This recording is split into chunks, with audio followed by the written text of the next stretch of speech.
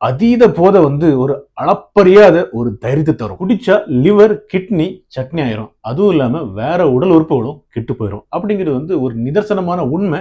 அதிகம் குடிச்சா நான் ஏற்கனவே நிறைய வாட்டி சொல்லியிருக்கிறேன். இந்த குடிப்பழக்கம் அப்படிங்கிறது உங்களுடைய உடல் உறுப்புகளை பாதிக்கிறதுக்கு முன்னாடி முதல்ல பாதிக்கிறது மூளையை. How alcohol affects your brain. குடிக்க ஆரம்பிச்ச ஆரம்ப கால கட்டத்துல ஒரு பெக்கு ஊத்தி 2 சிப் அடிச்சாலே சும்மா ஜிவ்வுனி பறக்கலாம். ஆனா நாளடைவில் அந்த இனிஷியல் ஜிவ்வு கிடைக்கிறதுக்கே ஒரு குவார்ட்டர் இல்லைன்னா ஒரு ஆஃப் குடிக்க வேண்டி வரும். அதுதான் ஆல்கஹால் டாலரன்ஸ். ஃபர்ஸ்ட் ஒரு பெக்கு ஊத்தி குடிச்சதும் அந்த ஆல்கஹால் நம்முடைய குடல் வழியா உறிஞ்சப்பட்டு பிளட்ல கலக்கும். உடனே நம்ம மூளையை சென்றடையும். அப்போதான் அங்க ஒரு ரியாக்ஷன் நடக்குது நம்ம மூளையில. அதனால வெளிவர்றது தான் இந்த டொபமைன் அப்படிங்கிற ஒரு கெமிக்கல்.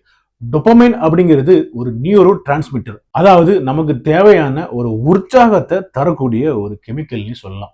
இந்த டொபமைன் கொடுக்கிற அந்த ஒரு சுகம்தான் சொர்க்கம் மதுவிலே. அப்புறம் ஒரு செம்மையான மோட்டிவேஷன் திங்கிங். அதையும் தவிர்த்து ஒரு அதீத நம்பிக்கை. இந்த அதீத நம்பிக்கை தான் ஒவ்வொரு குடிகாரனும் தோல்வியை சந்திக்கிறதுக்கான முதல் படிக்கட்டு. ஆரம்ப காலகட்டத்தில் ஒரு பெக்கடிச்சா சுரக்கிற அந்த டொபமைன் நாளடைவில் ஒரு ஆஃப் அடிச்சாதான் சுரக்கும். அதனாலதான் அதிகம் குடிச்சு எல்லாருமே அடிக்ஷன் ஆகிறது. அதீத போதை ஒரு அளப்பரியாத ஒரு தைரியத்தை தரும். டே டைம்ல, அதாவது நார்மலா இருக்கிற டைம்ல தத்தியா இருக்கிற ஒவ்வொருத்தனும் 2 பெக்க போட்டா வீரவசனம் பேசுறது வழக்கம். அதையும் தாண்டி தான் பெரிய மயிறு அப்படிங்கிற பேச்சு. இது குடிப்பழக்கம் இருக்கிற எல்லாருக்குமே கண்டிப்பா நடந்திருக்கும். இதுக்கெல்லாம் காரணம் என்ன அப்படின்னு சொன்னா, இந்த ஆல்கஹாலை நம்ம குடிக்கிற டைம்ல நம்ம மூளையை கட்டுப்படுத்துற வித்தை யாருக்கும் தெரியறது இல்லை. அதையும் தாண்டி இந்த ஆல்கஹால் தெரியறதுக்கும் அனுமதிக்கிறது இல்லை. ஆனா சில குடியாரனுக்கு, அதாவது என்னை போன்ற குடியாரனுக்கு தன்னுடைய மூளையை கட்டுப்படுத்துற ஒரு வித்தை தெரிய வரும் ஒரு குறிப்பிட்ட காலகட்டம் தாண்டிய பிறகு. கோபுரத்துல இருந்து கீழே சறுக்கி விழுந்து செத்தவன் தான் பல பேர். அதுல சில பேர் என்னை போன்று எழும்பி நின்று பின்னோக்கி பார்த்தோம் அப்படின்னு சொன்னா, அடடே நம்ம இவ்வளவு பெரிய ஒரு முட்டாளா இருந்திருக்கோமேடா அப்படிங்கிற ஒரு எண்ணம் அப்பதான் இங்க வரும்.